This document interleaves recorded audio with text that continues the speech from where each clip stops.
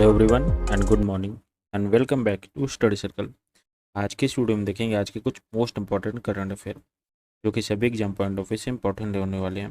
इस वीडियो को ज़्यादा से ज़्यादा शेयर करें और अगर आप इस चैनल पर नए हैं तो चैनल को सब्सक्राइब कर बेल आइकन को जरूर प्रेस कर लें ताकि वीडियो की नोटिफिकेशन आपको मिलती रहे। तो चलिए स्टार्ट करते हैं आज के कुछ मोस्ट इंपॉर्टेंट करंट अफेयर से। पहला क्वेश्चन है, धर्म गार्जियन 2022 युद्ध अभ्यास का समापन कब किया गया है? इसका ऑप्शन है 8 मार्च, 10 मार्च, 5 मार्च या 12 मार्च। तो इसका राइट आंसर है ऑप्शन बी। ऑप्शन बी जो है राइट आंसर है। 10 मार्च को धर्म गार्जियन युद्ध अभ्यास का समापन किया गया है। इसके की पॉइंट देखते हैं। तो ये कहाँ हुआ था? तो ये कर्नाटक के बेलगावी में Maratha light infantry regiment centre में हुआ था। कहाँ हुआ था? कर्नाटक के बेलगावी में। और यह किसके किसके बीच हुआ था? तो ये भारत और जापान के बीच में हुआ था। तो इस सैन्य अभ्यास का क्या नाम है? तो इस सैन्य अभ्यास का नाम है धर्म गार्जियन 2022। इसमें इस मॉक ड्रिल किया गया था किसके किसके बीच? भारत और जापान के बीच। और यह कब शुरू किया गया था? तो यह 27 फरवरी को शुरू किया गया था और 10 मार्च को इसका समापन किया गया। कब समापन हुआ है? 10 मार्च को, और 27 फरवरी को शुरू किया गया था। किसके किसके बीच? भारत और जापान की सेनाओं के बीच यह वार्षिक सैन्य अभ्यास था। और यह जो धर्म गार्जियन सैन्य अभ्यास है, वार्षिक सैन्य अभ्यास, इसको भारत 2018 से आयोजित कर रहा है। कब से कर रहा है? 2018 से आयोजित कर रहा है। और इसमें क्या है? तो इसमें अर्ध शहरी मामलों और जंगल में ऑपरेशन जैसे प्लाटून स्तर का प्रशिक्षण दिया जाता है इस अभ्यास में। और इस अभ्यास के तहत वैश्विक आतंकवाद से लड़ने के लिए कौशल को बढ़ाने और इस पर विशेष जोर दिया जाता है। किसके लिए? वैश्विक आतंकवाद से लड़ने के लिए। इसके किस बीच होता है? ये भारत और जापान के बीच सैन्य अभ्यास है। कब शुरू किया गया था? 27 फरवरी को, और 10 मार्च को इसका समापन किया गया है। और जापान के साथ कुछ अन्य और भी सैन्य अभ्यास हुए हैं। तो उसका नाम है शून्य मैत्री अभ्यास, जीमैक्स और सहयोग काइजिन। ये अभ्यास भारत और जापान के बीच हुए हैं। तो शून्य मैत्री क्या है? तो यह जापानी वायु आत्मरक्षा बल है और भारतीय वायुसेना के बीच आयोजित किया गया था। किसके किसके बीच? जापानी वायु सेना के साथ और भारतीय वायुसेना के साथ। और जीमैक्स में जापान और भारत के बीच समुद्री अभ्यास किया गया था, जीमैक्स। और सहयोगी काइजिन क्या है? तो ये जापान के तटरक्षक बल और भारतीय के तटरक्षक बल, इन दोनों लोग के बीच में यह अभ्यास हुआ था। तो ये इंपॉर्टेंट अभ्यास है जापान और भारत के बीच।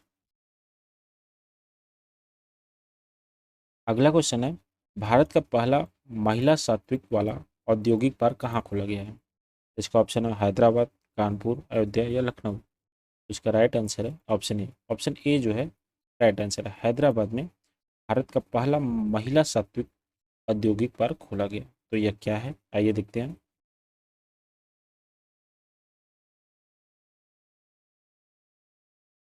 यह कब खोला गया? यह महिला दिवस के उपलक्ष्य में भारत का पहला 100% महिला स्वामित्व वाला औद्योगिक पार्क कहाँ खोला गया? हैदराबाद में। हैदराबाद के तेलंगाना में खोला गया है। कब खोला गया? अंतर्राष्ट्रीय महिला दिवस के उपलक्ष्य में। और यह किसने इसका उद्घाटन किया? तो इसका उद्घाटन तेलंगाना के उद्योग मंत्री हैं रामाराव। केटी रामाराव जो हैं इसका उद्घाटन किए हैं।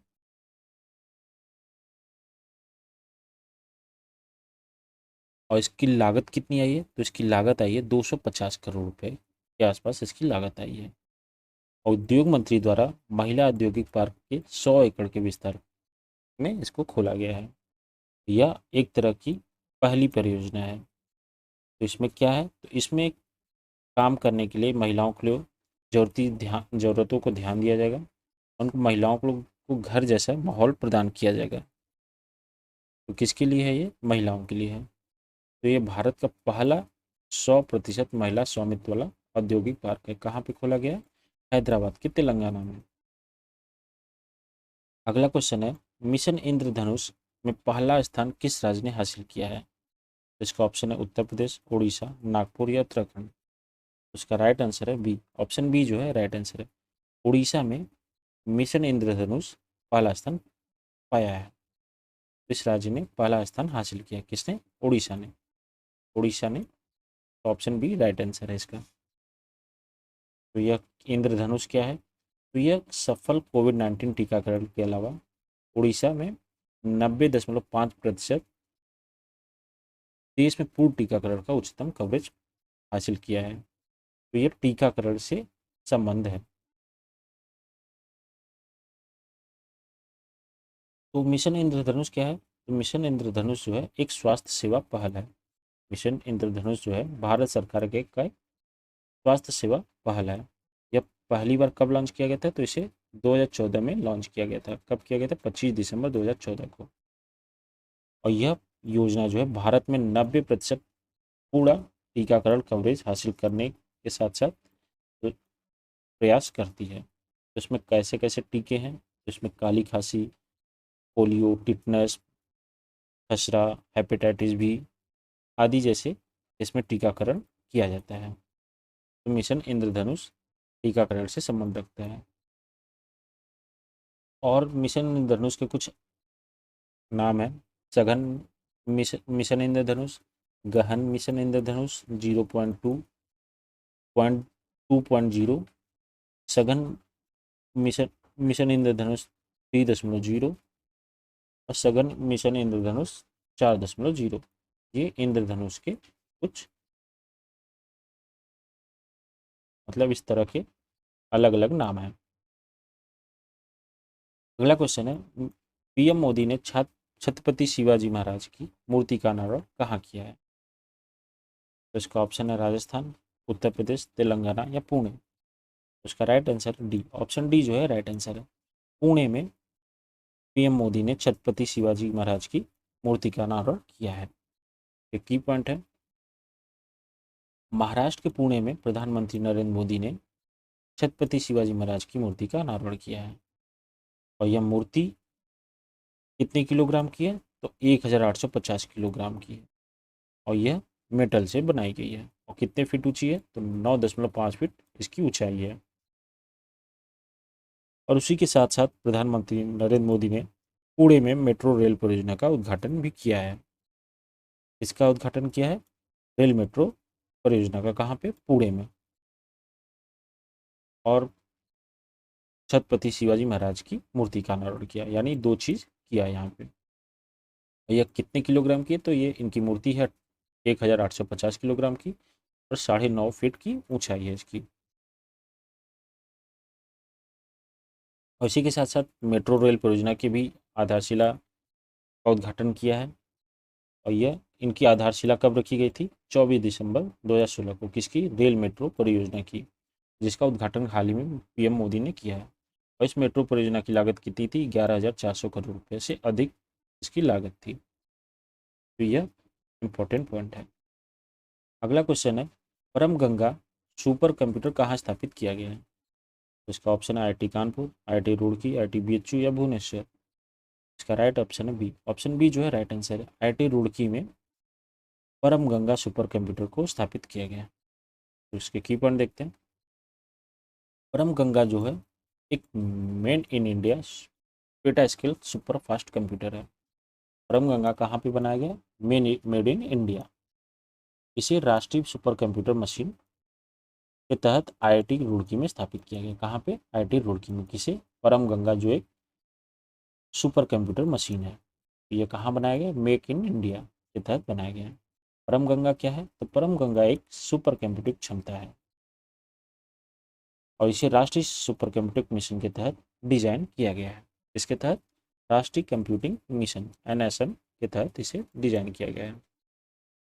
तो राष्ट्रीय सुपर कंप्यूटिंग मिशन क्या है? तो राष्ट्रीय सुपर कंप्यूटिंग मिशन एक सूचना प्रौद्योगिकी मंत्रालय और विज्ञान प्रौद्योगिकी मंत्रालय का एक संयुक्त पहल है, यानी दोनों एक साथ साथ काम करते हैं। कौन कौन? सूचना प्रौद्योगिकी मंत्रालय और विज्ञान प्रौद्योगिकी मंत्रालय, यानी विभाग इसका एक दोनों काम करते हैं। और इसी सीडैक और विज्ञान संस्थान बेंगलोर द्वारा संचालित किया जाता है। किसके द्वारा संचालित किया जाता है? भारतीय विज्ञान संस्थान बेंगलोर द्वारा संचालित किया जाता है। सुपर कंप्यूटर सिस्टम जो है इसको डिजाइन कौन किया है? सीडैक की किया है। और इस मिशन का लक्ष्य क्या है? स्वदेशी कंप्यूटिंग परिस्थिति तंत्र को विकसित करना, यानी अपने ही देश में सुपर कंप्यूटर को बनाना। अगला क्वेश्चन है, दलित बंधु योजना को किस सरकार ने शुरू किया है? तो इसका ऑप्शन है उत्तर प्रदेश, तेलंगाना, मणिपुर या पंजाब। इसका राइट ऑप्शन है तेलंगाना। ऑप्शन बी जो है राइट आंसर है। ऑप्शन बी जो है राइट आंसर। तेलंगाना सरकार ने दलित बंधु योजना को शुरू किया है। तो यह क्या है, ये देखते हैं। दलित बंधु जो योजना है तेलंगाना सरकार का एक कार्यक्रम है। इसका है तेलंगाना सरकार का। इसमें प्रति परिवार को, मतलब हर परिवार को 10 लाख रुपए से प्रत्यक्ष लाभ दिया जाएगा। क्यों दिया जाएगा? तो दलित परिवार को सशक्त बनाने और उनके उद्यमिता को सक्षम करने के लिए यह दिया जाएगा। बस तेलंगाना सरकार ने अपने 2022 और 23 के बजट में दलित बंधु योजना के लिए 17,700 करोड़ रुपए आवंटित किए हैं। और इस घोषणा को राज्य सरकार ने कब इसकी घोषणा की? तो 2021 में इसकी घोषणा कर दी गई थी। तो किस सरकार ने? तेलंगाना सरकार की है ये योजना है, जिसमें हर परिवार को 10 लाख रुपए तक लाभ हस्तांतरण किया जाएगा। तो अगला क्वेश्चन है, इस सरकार ने कौशल्या मातृत्व योजना लॉन्च की है? तो इसका ऑप्शन उत्तर प्रदेश, तेलंगाना, मणिपुर या छत्तीसगढ़ सरकार। उसका राइट ऑप्शन है डी। ऑप्शन डी जो है राइट आंसर है। छत्तीसगढ़ सरकार ने कौशल्या मातृत्व योजना लॉन्च की है। इसके की पॉइंट देखते हैं। छत्तीसगढ़ के मुख्यमंत्री कौन है? भूपेश बघेल, जिसने कौशल्या मातृत्व योजना की शुरुआत की है। किसने की है? छत्तीसगढ़ के मुख्यमंत्री कौन है? भूपेश बघेल, जिसने कौशल्या मातृत्व योजना की शुरुआत की है। तो इस योजना के तहत दूसरी बालिका के जन्म पर, यानी पहली के बाद जब दूसरी बालिका जन्म लेगी तो उस पर महिलाओं को 5,000 रुपये से अधिक आर्थिक सहायता दी जाएगी। कितने किसको दी जाएगी? दूसरी बालिका के जन्म पे, यानी उसकी माँ को दिया जाएगा 5,000 रुपये की आर्थिक सहायता। और इस योजना के आर्थिक भागीदार में पुरुषों से पिछड़ रही महिलाओं के मुद्दों को, यानी इसका मेन उद्देश्य है महिलाओं और लड़कियों को बढ़ावा देना, यानी जेंडर रेशियो को बढ़ावा देना। छत्तीसगढ़ सरकार ने तीजा पूरा के अवसर पर स्वयं सहायता समूह के 13 करोड़ रुपए के ऋण माफ और किए हैं। महिला कोष के माध्यम से उनकी ऋण सीमा भी दुगनी की है। किसके किसके अवसर पर? तीजा पूरा। और यहाँ छत्तीसगढ़ की महिलाओं को बिजली उत्पादन करना, गाय के गोबर से पेंट का निर्माण करना और इसे रोजगार के अवसर को प्रदान करना, महिलाओं की आय में वृद्धि करना, यह छत्तीसगढ़ सरकार, मतलब यहाँ की महिलाओं को लिए किया गया है। अगला क्वेश्चन है, केंद्रीय औद्योगिक सुरक्षा बल स्थापना दिवस कब मनाया जाता है? सीआईएसएफ डे कब मनाया जाता है इसका? तो 11 मार्च, 12 मार्च, 10 मार्च या 9 मार्च। तो उसका राइट ऑप्शन है सी। ऑप्शन सी जो है राइट आंसर है। 10 मार्च को केंद्रीय औद्योगिक सुरक्षा बल की स्थापना दिवस को मनाया जाता है। तो हर साल 10 मार्च को केंद्रीय औद्योगिक सुरक्षा बल का स्थापना दिवस मनाया जाता है। तो यह किसके तहत काम करता है? तो यह गृह मंत्रालय के तहत काम करता है।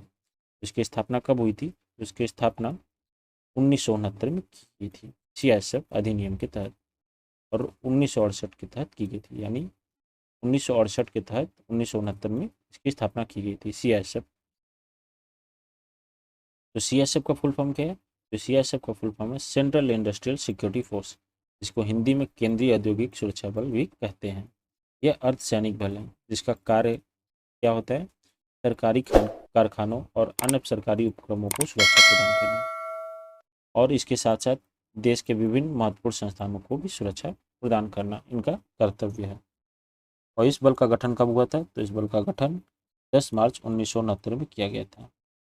इसमें लगभग 1.5 लाख कर्मचारी हैं, और सरकारी उपक्रमों की सुरक्षा के अलावा देश की आंतरिक सुरक्षा, विशिष्ट लोगों की सुरक्षा जैसे मेट्रो, परमाणु संस्थान, ऐतिहासिक धरोहर आदि की सुरक्षा करना इनकी जिम्मेदारी है। इनकी केंद्रीय औद्योगिक सुरक्षा बल, जिसे हम सीआईएसएफ के नाम से जानते हैं, जिसका सीआईएसएफ का फुल फॉर्म है सेंट्रल इंडस्ट्रियल सिक्योरिटी फोर्सेस।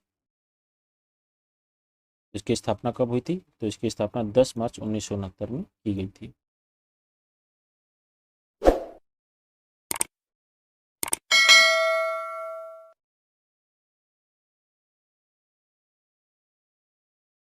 तो ये थे आज के कुछ मोस्ट इम्पॉर्टेंट करंट अफेयर जो कि बहुत ही इंपॉर्टेंट हैं, किसी भी एग्जाम में पूछे जा सकते हैं करंट अफेयर। तो इस वीडियो को ज़्यादा से ज़्यादा शेयर करें, कमेंट करें। कल फिर मिलते हैं नए करंट अफेयर के साथ। जय हिंद।